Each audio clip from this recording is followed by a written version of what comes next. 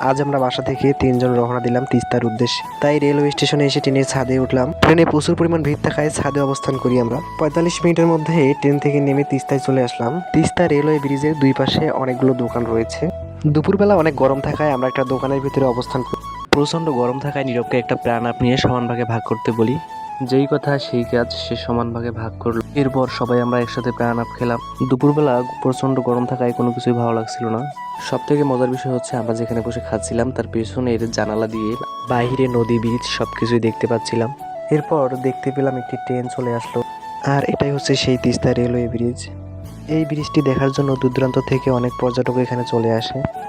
এই ব্রিজের নিচে এখানকার কৃষকেরা বাদাম চাষ করেছে। এখানে একজন আমাদের পরিচিত লোক আছে, আমরা তার সাথে কথা বলেছি। আমরা কিছু সময় তার নৌকাতে চড়ে ঘুরবো, সেজন্য তিনি আমাদেরকে রিসিভ করার জন্য নদীর পাড়ে চলে আসে। কিছুক্ষণ হাঁটার পর অবশেষে আমরা নৌকাতে চলে আসি। নৌকাটি দেখতে দেখতে মাঝ নদীতে চলে আসে। একজন নদীর বালুর উপর শুয়ে আছে, এদিকে কিছু ছেলেপেলে নদীতে গোসল করছে। দেখতে দেখতে আমরা চলে আসি আরেকটি ব্রিজের নিচে। নদীর মধ্যস্থলটি শুকানো থাকার কারণে এখানে আমরা হাঁটাচলা করতে পারলাম। এই জায়গাটিতে আসার পর অনেক ভালো লাগে, কারণ জায়গাটা অনেক ঠান্ডা ছিল। এদিকে আবার একজন জাল ফেলে মাছ ধরতেছে, মাছ ধরার দৃশ্যটা অনেক ভালো লাগে। যদিও প্রচণ্ড গরম থাকায় মাছ উঠতেছিল না, তবুও তিনি চেষ্টা করে যাচ্ছিলেন। পরে জানতে পারলাম পানির স্রোত কম থাকায় মাছ ধরা যাচ্ছিল না। নদী থেকে লক্ষ্য করতে পারলাম ব্রিজের এক কোণে সাংস্কৃতিক অনুষ্ঠান হচ্ছে।